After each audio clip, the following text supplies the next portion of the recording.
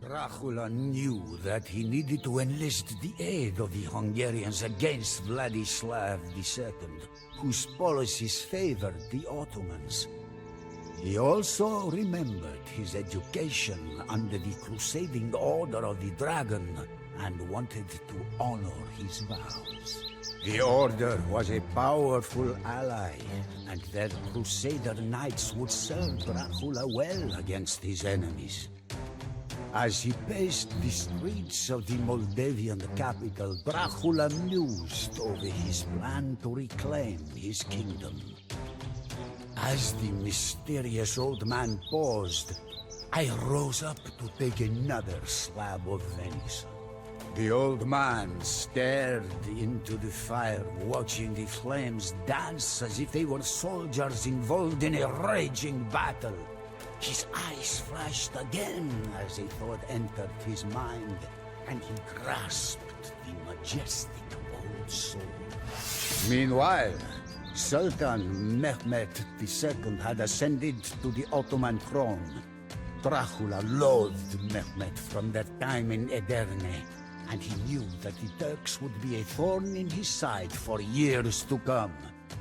In 1453 they had conquered Constantinople, but they were presently occupied with campaigns in Greece and Serbia. Bogdan II, Dracula's cousin and the new voivode of Moldavia, had heard of his kinsman's plight and offered his help. If Dracula could cross the Carpathian Mountains into Transylvania and ally with Hungary, then they could launch a three-pronged assault on Vladislav II and the Turks. The elderly man gave a thin smile.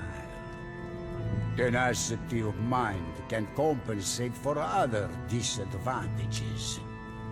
As Dracula slaughtered untold numbers of enemy troops, the large circle of impaled men outside Dargovista grew to awe and disgust travelers for weeks to come. Dracula owned Wallachia once more, but it was not the land his forebears ruled. Barren from endless wars, it was rife with corruption, crime, and poverty.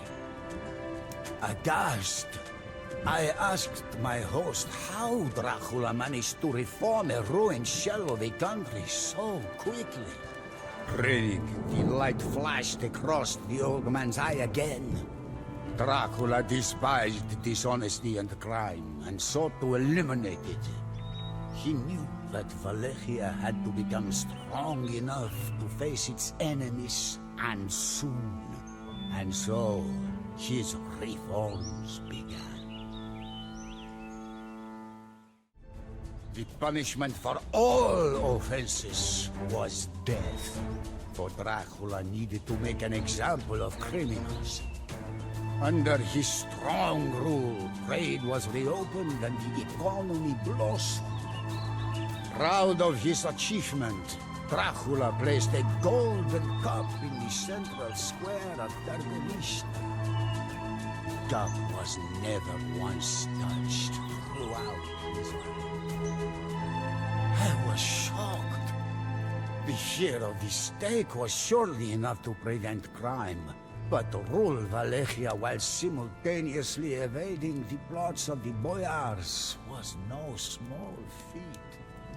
Dracula invited all of the boyars to a feast and asked them how many rulers they had seen perish due to treachery. None had seen fewer than 7 reigns, while some had even seen 30. Furious, Dracula arrested them all and marched them here to the former ruin of Culinary Castle.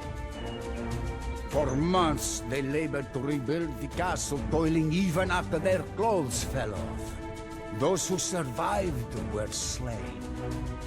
Finally, Dracula had eradicated the fickle, conniving boyars. He replaced them with loyal followers, be they knights or common peasants.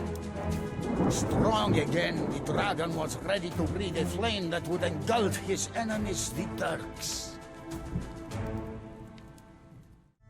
This wise man, whomever he was certainly no commoner.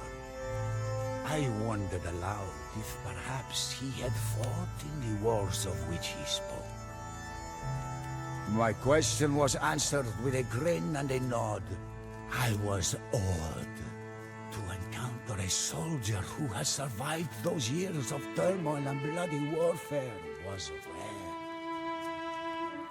We sat to Giorgio, Darstor, Novoselo, Dridopoiro, and many more towns, he muttered, revealing the scars on his arms. Our strikes were swifter than bolts of lightning.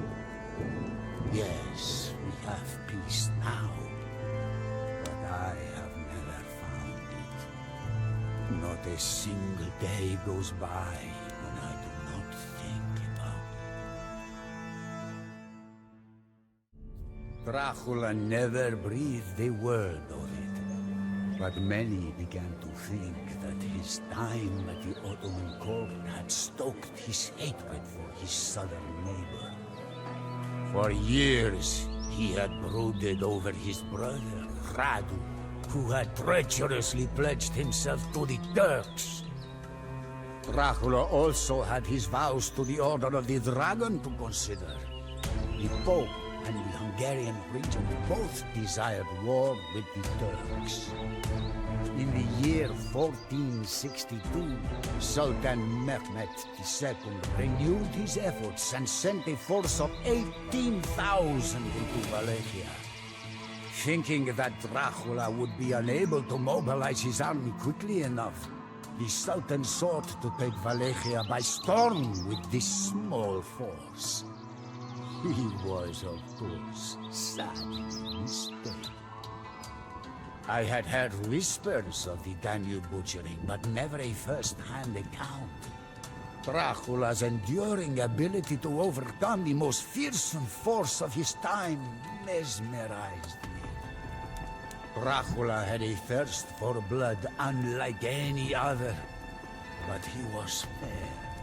His sense of justice brought a change in all of us. Dracula taught us to use our strengths to our advantage. Terror, speed, and surprise became weapons more potent than our blades. Unfortunately, this was where my lord and I were separated. The Turks entered the castle courtyard of Poyanari with murder on their minds and ransacked the fortress that we had fought so hard to defend. Taking refuge in a secret tunnel, I watched Dracula's boat float downstream. The stone bastions of Poyanari never caught flame, so I was spared. As if God was with us, an avalanche struck the departing Turkish army and blocked the route to the castle. Although this evidence of divine retribution stirred our host, I figured it was caused by the enemy camp. I was not eased by the change in the mood of our host. The calls of wolves and the bats filled the air as we feasted. It seemed that the old man was lost in ruminations of times long gone by.